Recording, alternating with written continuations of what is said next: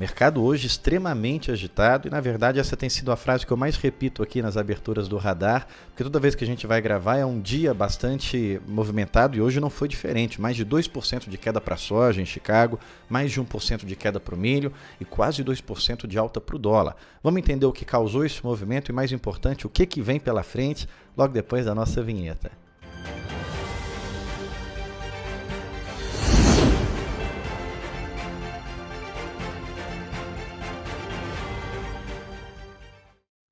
Olá, eu sou Ronaldo Fernandes, aqui da Royal Rural. Seja bem-vindo ao Radar da Royal. E eu quero começar com 2 recados. Primeiro, um agradecimento pelo seu apoio.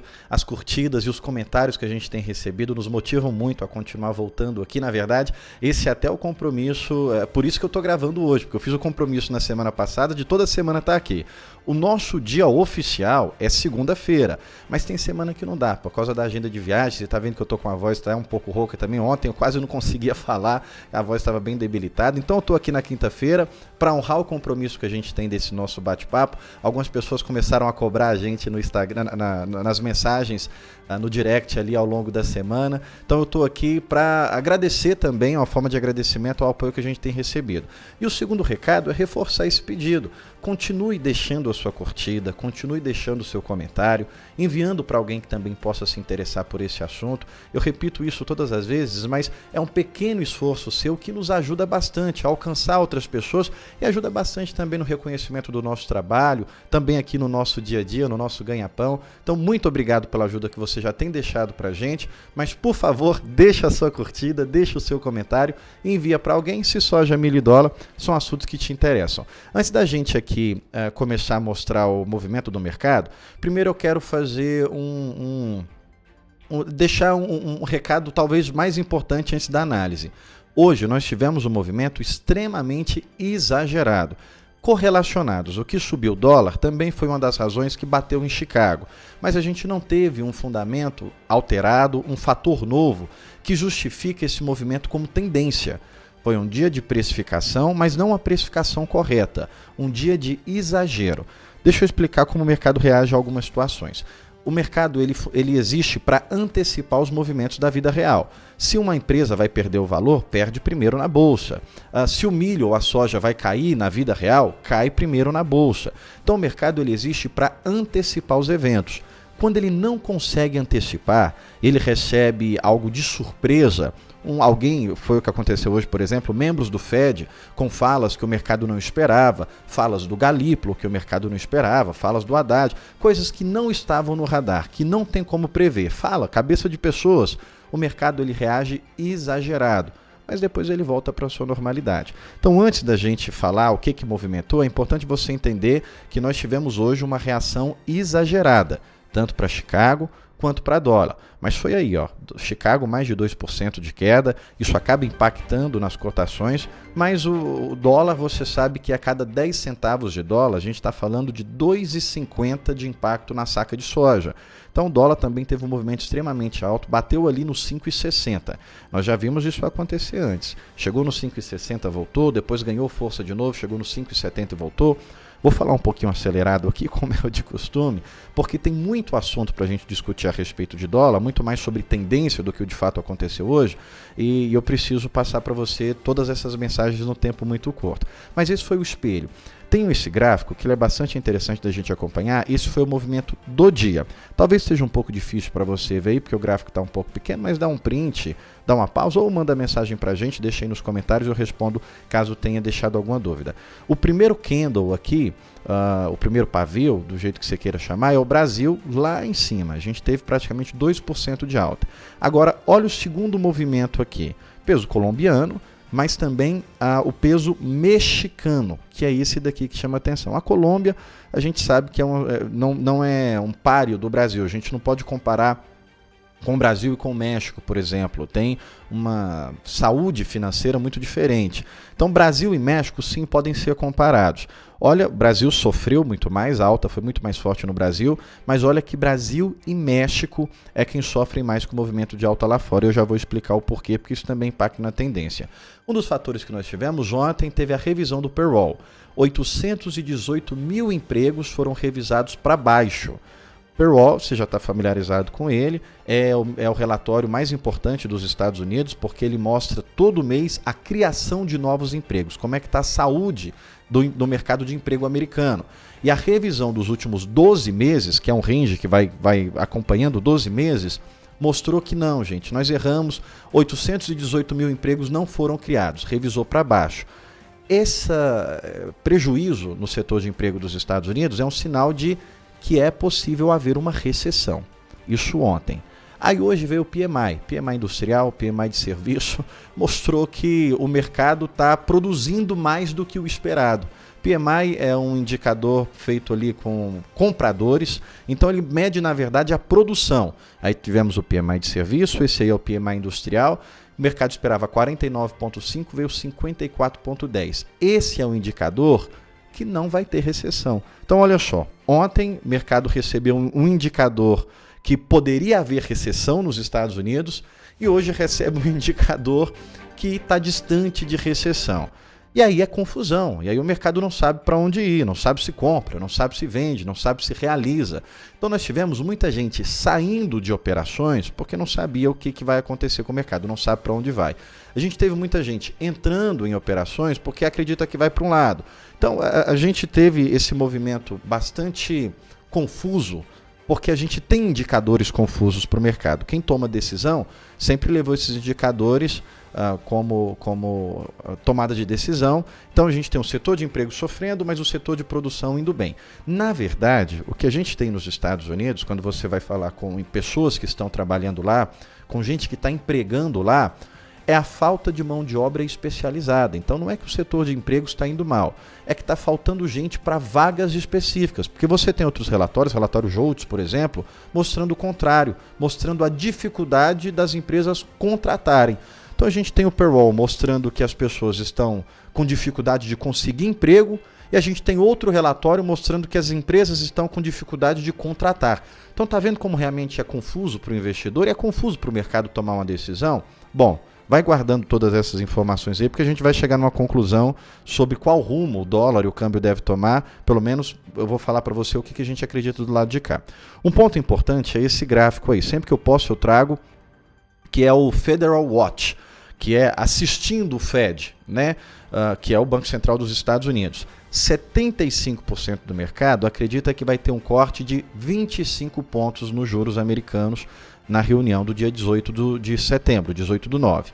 Esse também foi um dos fatores que pressionou o dólar para cima, porque era grande as apostas que o corte ia ser de 50 pontos, ou 50 bips, ou 50%, como várias pessoas falam de formas diferentes, mas vamos falar em pontos aqui que vai facilitar para você entender. O mercado acreditava que o corte ia ser de 0,50 pontos.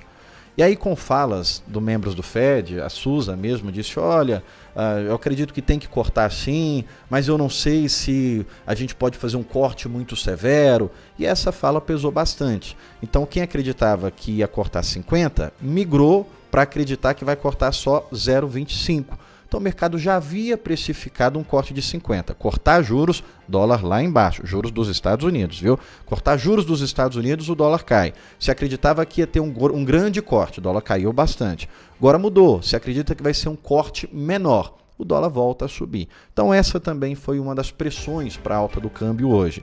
E aí a gente tem isso, essa tabela é bastante interessante, que a gente tem o mercado acreditando que tem um corte de 0,25 na reunião de setembro, depois tem outro corte de 0,25 na reunião de novembro e outro corte na reunião de dezembro. Então o mercado está apostando corte de 1 ponto na taxa de agora, na reunião de setembro, até o final do ano, saindo de 5,50 para 4,50. É isso que está sendo colocado na conta hoje, porque o mercado acreditava que esse corte poderia ser maior.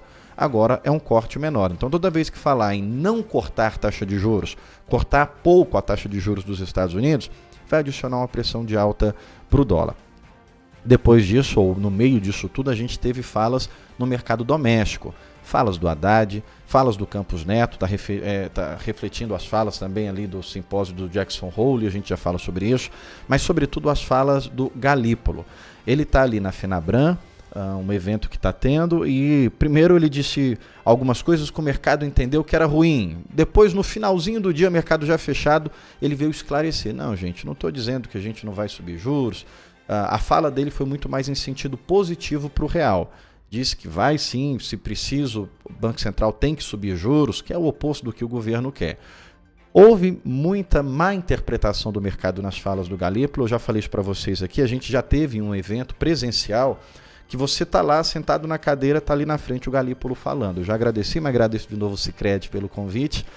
E aí, se você está lá no evento, ele está discursando, é uma palestra. É até interessante você participar das palestras do Galípolo, ele não bota slide lá atrás como a gente faz, não. Ele vai só falando, é uma conversa. E o que ele fala, você está lá no momento, não foi nada demais. E aí, de repente, quando você sai do evento, está o mercado reagindo de uma forma muito exagerada. Foi o que aconteceu hoje. Primeiro, ele falou algo que não foi nada demais, repetiu algumas falas que já havia dito em outros eventos, mas o mercado interpretou mal e reagiu com essa super alta para o dólar, adicionando a essas pressões que a gente está colocando. A bolsa foi lá embaixo, bolsa cai, dólar sobe. E aí, no final do dia, o evento ainda estava acontecendo, o mercado já tinha fechado, ele veio com outras falas que agradam o mercado. Então pode ser que amanhã a gente tenha um movimento contrário, porque vai precificar o oposto do que o Galípolo disse. Agora, é importante a gente ter algo em mente. Não aconteceu nada, gente. Nenhum dado, além, eu mostrei aí o payroll, mostrei o PMI, mas não são suficientes para causar esse estrago que a gente viu hoje. A gente teve o Tesouro dos Estados Unidos também subindo bastante, mas por causa das falas dos membros do Fed. Não teve nada substancial de indicador que saiu. Foi conversa, foi fala do Fed, foi fala do Galípolo, e por falas o mercado reagiu dessa forma. Então, esse também é um termômetro importante. Não teve nenhum indicador que causou isso, foi fala, ele volta para a sua correção, às vezes no dia seguinte. Então pode ser que na sexta-feira mesmo o mercado já corrija bastante da queda de Chicago, da alta do dólar, ou pode ser que se corrija isso na semana que vem, mas a gente tem um evento muito mais esperado. E aí talvez por isso que essa confusão, algumas pessoas saindo, que são as falas do Mr. Jerome Powell no Jackson Hole, no buraco do Jackson, né? Porque acontece ali nessa cidade chamada Jackson, que é num vale, por isso que chama o buraco do Jackson, Jackson Hole. E a fala dele é sexta-feira, 11 horas da manhã, é uma fala muito esperada, porque o mercado quer ouvir um guidance. O que é um guidance? Quer ouvir um guia, quer ter um guia sobre as próximas reuniões. A reunião de setembro ela já está meio precificada. É corte de 0,25. Pode haver uma surpresa de dizer que vai cortar 0,50.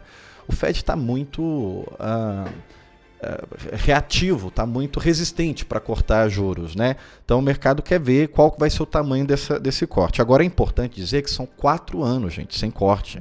São 4 anos seguidos que o Fed não corta juros. Subiu os juros, parou, estacionou. Então você pegou pandemia, você pegou guerra, você pegou troca de governo de Trump para Biden e o Fed não fez nenhum aceno de baixar juros. Por isso que é tão importante. Por isso que o mercado fica tão pavoroso, tão alvoroçado, tão exagerado com esses movimentos que nós vimos hoje. Porque é um fato que eu repito bastante quando a gente faz palestras, até aproveitar aqui e agradecer a Cogran. A gente voltou de Pará de Minas essa semana, falando com a turma lá. E uma coisa que eu repito muito, quando tem visita, palestras, pessoalmente, a gente só vai sair da ressaca da pandemia quando o Fed começar a cortar juros. Enquanto o Fed mantém os juros altos, 5,5% é alto para o Fed, saiu de 2%, é a pandemia ainda falando, batendo a porta. Ainda é resquício de pandemia, ainda é ressaca de pandemia. Quando o Fed começar a baixar juros, é sinal que os efeitos da pandemia estão ficando para trás. Então é sim um grande evento econômico e é muito aguardado e tem impacto no mundo inteiro, sobretudo nos países emergentes, como a gente viu, Brasil e México. Então, não tem tendência definida, pelo menos não antes da fala do Jerome Powell no Jackson Hole. O evento vai até sábado, mas sexta-feira aí já entra em ritmo de encerramento. A fala mais importante é a dele.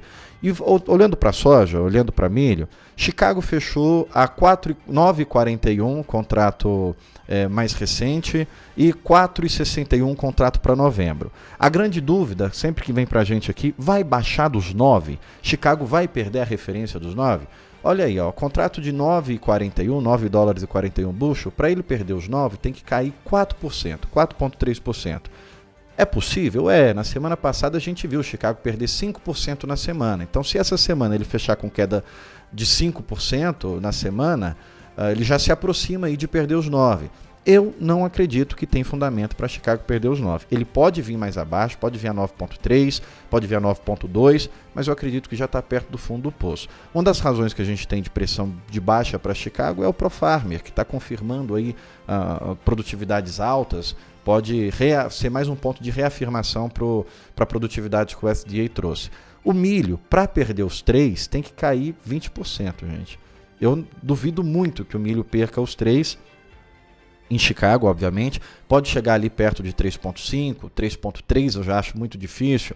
Então, no meu ponto de vista, Chicago já está um pouco precificado. A soja, ela até não deveria cair hoje, ela deveria ter movimento de alta, porque a gente viu a China comprando quase 1 milhão de toneladas de uma vez só.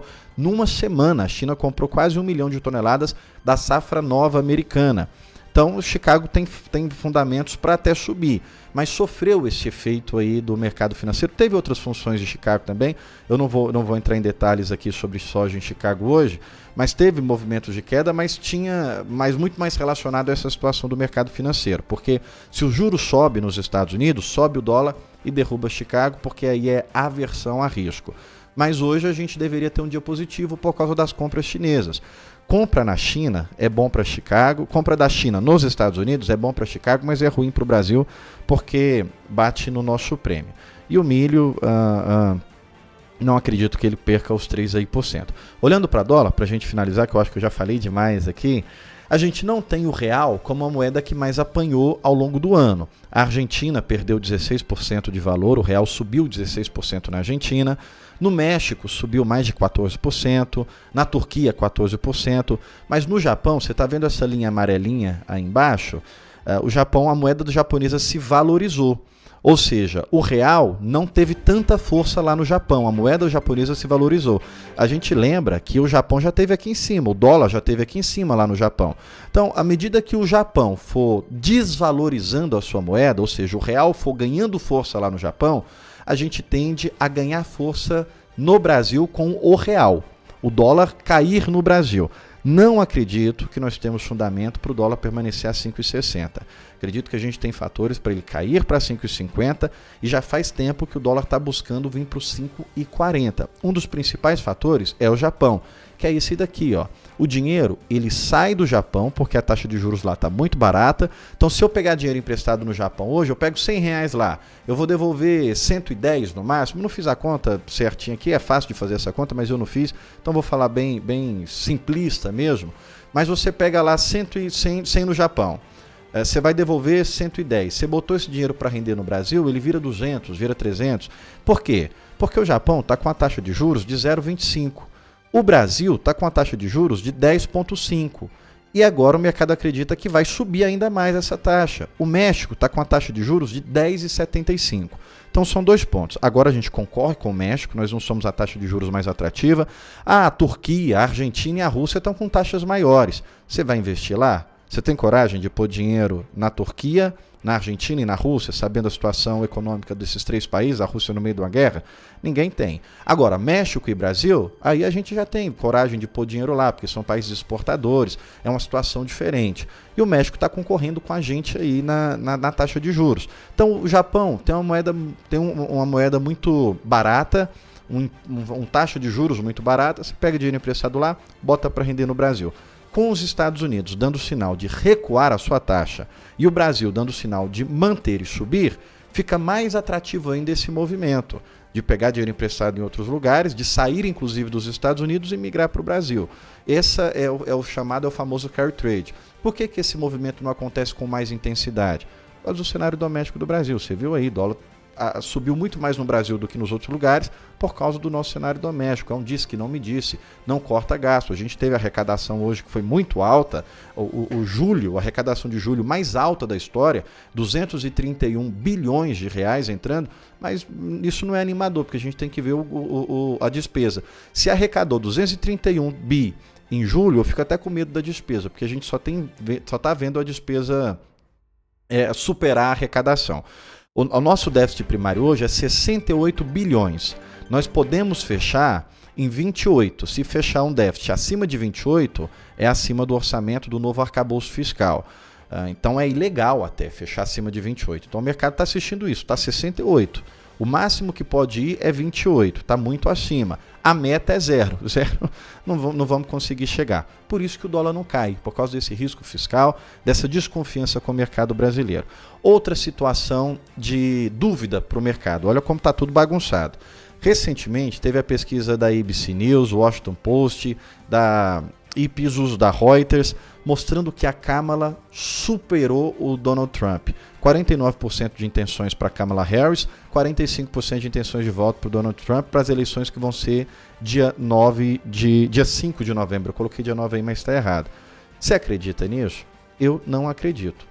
Uma coisa de pesquisa que eu acredito são pesquisas que são feitas pelo partido. Como, por exemplo, estavam as pesquisas mostrando o Biden muito atrás, que eram pesquisas feitas pelos próprios democratas. É quando o partido encomenda uma pesquisa, essa pesquisa vaza, aí sim você pode acreditar. Agora, quando é pesquisa encomendada por mídia, eu duvido bastante. Só que é eu que duvido. Não é o mercado. O mercado, na verdade, ele acredita nessas pesquisas.